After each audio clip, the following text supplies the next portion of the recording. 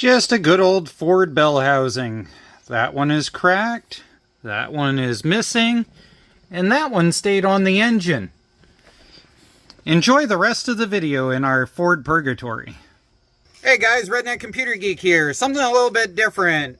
We're over helping a friend of ours that has a E250 2006. It's a 5.4 liter with a 4R75W, which is easy to recognize right off the bat because it'll have the double sensor on the side of the transmission. I'll show you that in just a second.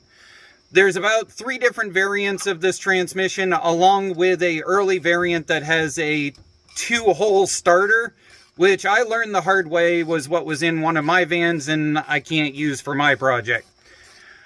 Anyways, so he was driving along and he went to come to a stop, and all of a sudden the engine revved up after hearing ting-ta-ting-ting down next to his feet. And we're pretty sure that it has managed to disconnect itself from the flex plate. Either the torque converter came loose or the flex plate broke off the side of the engine. What I can't show you right now really in video, because the hole is right there and you just can't fit a camera in it, is that you can put your finger on the gear and rotate it, like with just a finger, which is bad juju. You shouldn't be able to do that by any means. So anyways, we're going to get the drive shaft popped off the rear, which will let us get this out. So the drive shaft is over the top of me here. Mark's undoing it in the rear. He doesn't like to go and be on camera, but basically it's just undoing 4 bolts and then drop it down, hopefully without smacking me in the head in the process. And then after that, we'll have to start on the starter. So let me flip this around. So what we're going to do is we're going to make sure that these lines are marked exactly which one goes in the top and which one goes in the bottom hole. The reason being is because on these Fords over time, they tend to twist. And so when you undo them, they'll actually flip the position and it's easy to screw up which one goes where. On the starter up here, a lot of these, if they're a replacement, will have a solder joint right here where they just said screw it as far as that's concerned and put a solder joint in. So we're probably going to have to slice that. You need to be really careful on this head right here when you go to undo the primary cable, because it will snap this cap internally and you're screwed. You're buying a new starter. Otherwise than that, 3 bolts around it, like we said earlier, and then we will have to start spinning things to get to the torque converter. I do believe on these, they have an access hole right here in order to be able to get to the torque converter. On the V6 version, the access hole is actually right up in here. It's a rubber plug that comes out. Oh, never mind. I'm dumb. There's the rubber plug that comes out. They moved it up on the V8 version. My bad.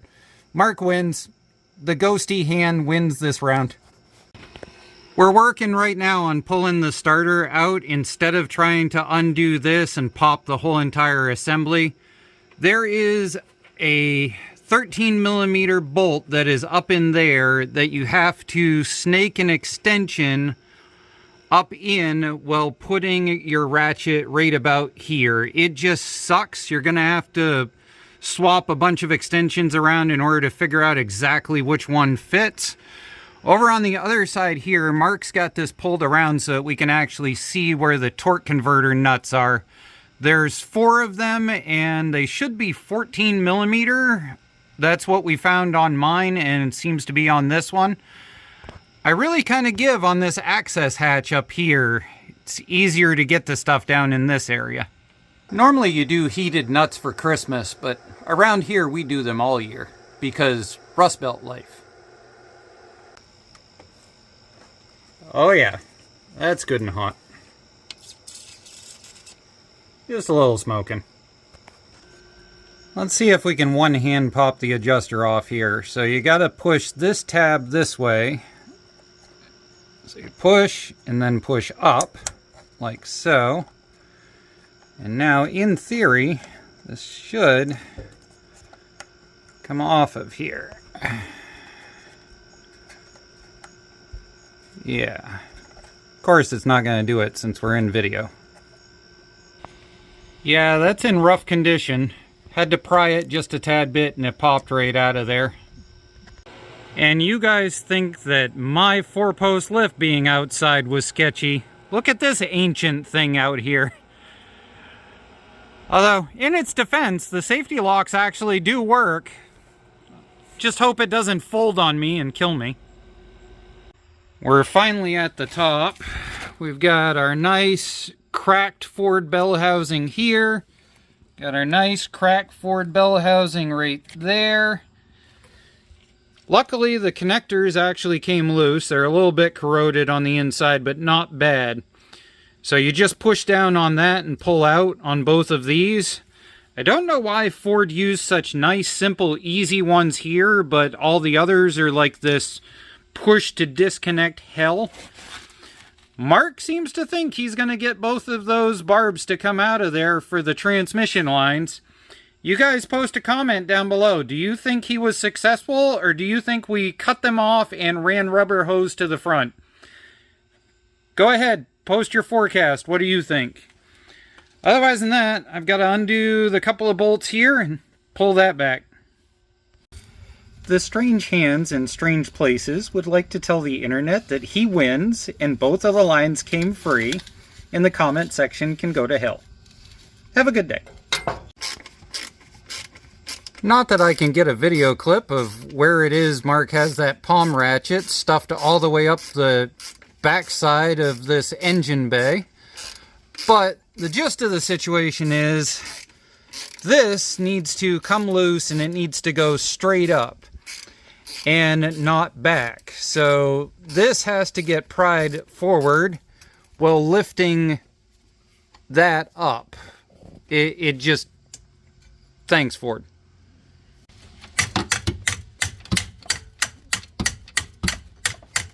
Mark thinks me tapping it'll do something. I think he's just trying to keep me busy, to be honest. What if I come up on it? Like right there. And the light. There we go. We got jack 1 underneath the oil pan, jack 2 underneath the transmission, jacked up to the point we're starting to come out of the cross member, and we still got about an inch or so we can lift on the top here in order to be able to come back so that we can get to the flex plate and find out what really actually went wrong. I guarantee Ford never planned on a pry bar for woodworking and an old spatula for doing grout, but we did manage to get it broken free that way by going back and forth very slowly. Now, let's try not to squish ourselves. I thought our battle was over, but Mark has pointed out there's a guide pin here, and it is just yuckied. So we're going to pull up on this and go back and forth a few dozen times. And yeah, this isn't safe to film. I'll bring you guys back. Found an angle here we can see it just a little bit better if the camera would decide to focus. There we are. It ate the center right out of the flex plate. You can clearly see it there. But that's a good thing. That is a hell of a lot better than having to pull torque converters and everything else. Let's take a look at another learning experience while we're here. So this obviously is what we're dealing with today. Something's missing. But on this starter gear, you can actually see right there where the teeth are rounded off. So Mark has had the pleasure of every once in a while the starter will end up on this section, and what he has to do is grab a wrench and get underneath here and throw it on that, turn the engine a little bit in order to get the starter off of these teeth and be able to start it up. So it'll be good to fix that also. Mark's feet are sticking out here because he's up in there with an induction heater on the flex plate, 17mm bolt. I'm down here with a pipe against the lift, to a ratchet to an 18 millimeter on the crank, hoping we don't pop the harmonic balancer. I think I've got the easier job right now, but as long as we don't pop that bolt out of the balancer, we'll be doing good. That's where we're heating the snot out of it first. One down, and what, 5 more to go? No, this one's an 8-bolt. Oh, it's 8. Oh, all the better to screw something up. Yeah, that's Ford. It's interesting that Ford actually still maintains this trick. It used to be, in order to quickly find the keyed hole, if you had a dime, you could find the one that was bigger than the dime and the one that is smaller than the dime. All of the others are going to be spaced exactly the size of a dime. That's really funny to me that that's still maintained on Ford transmissions, because that trick has been around since like the 80s. There we go. I got all of those in. We're going to get them torqued down. Then the next thing we're going to do is we're going to rotate this to have the torque converter bolt hole at 6 o'clock. That way we can take our torque converter and we can match it to 6 o'clock right here. Should be good to go at that point. Just a good old Ford bell housing. That one is cracked. That one is missing. And that one stayed on the engine. Hi, Internet. As I sit here doing my really hard job of holding this ratchet while he torques down the bolts going into the engine, join our argument. Are you supposed to do a star pattern on the 8 bolts and do like 40 foot-pounds and then jump up to a star pattern at the final foot-poundage? Or should you just go right around the damn thing with the final foot-poundage? What would you do? Start an argument in the comment section down below. Our agreement has been that he's going to start at 40 and just do whatever the hell he wants because it's his vehicle, and I'm going to sit here and hold the pipe. I'm doing it star. Oh, now apparently we're doing the star. Because now you guys are going to be critical of him, and so he switched over to doing the star. There's no good way to film this, but basically we've got one lined up that we are very slowly bringing in. And if I bring the light down here in the observation hole, let me see if I can get it to show. Right there is your torque converter coming into the hole right there. And that's my life right now. Is a quarter turn, check it.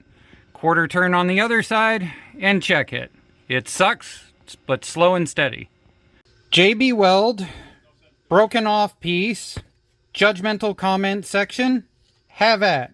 Yes, we all know that what we should do is have this TIG welded on. We don't care, we just need the vehicle to run for like 2 more months. As the creepy red hand does its work down there, he's got that one tightened, that one tightened. I've got all of these to the point they're starting to bottom out. We're going to torque them all down. About there, that's about right. And then we got to do the torque converter bolts. Before you get too angry with anything, make sure your torque converter bolts are fully lined up. So that's the next thing before we really ratchet all the rest down. I'm working on putting the starter in right now. You cannot get to that one up there. So what you do is this pivot one here, this is your grounding strap. But what you got to do is your pivot first and then the upper one that you cannot see. Because once we put this up here, you cannot see where that goes. It's all blind. Ready? Alright, here we go. Let's see if this thing will start. Nope. What did you do to it? Forgot. I had the 4-ways on for a long time on this. Ah. There we go. Good old GOOLOO. These things have dropped in price quite a bit. If you're going to pick one up, this is the time to do it. I'll post a link for that. Alright, let's see if she has reverse. That's promising.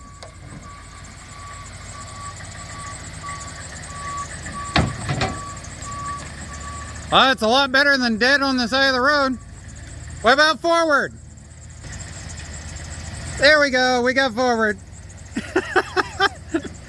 We'll call that good. As you can hear, the reverse is going off, going beep, beep, beep in the background. Mark and I are all set, all done. He can drive and use it for another couple of months. What's what? You don't like the doghouse being off? No, sounds weird. Oh, it sounds weird. Yeah, I know. Try driving the Van Hollen where everything echoes through the whole thing. Alright, so anyways, that's up and running. Mark can do another couple of months out of this thing. That's what friends are for, is helping out each other, swearing, throwing tools, and, you know, the usual stuff. Have fun, guys. We'll see you on the next one. This is neat to come home to. I have these 2 fawns that have decided to go and live in the field next to my house. Oh, there's 3 today. Interesting. Can I zoom it in? There we go. So that's an apple tree on the right. Yeah, all 3 are there. I wonder how close they're going to let me get. There they go. Welcome to Maine. We're finally home.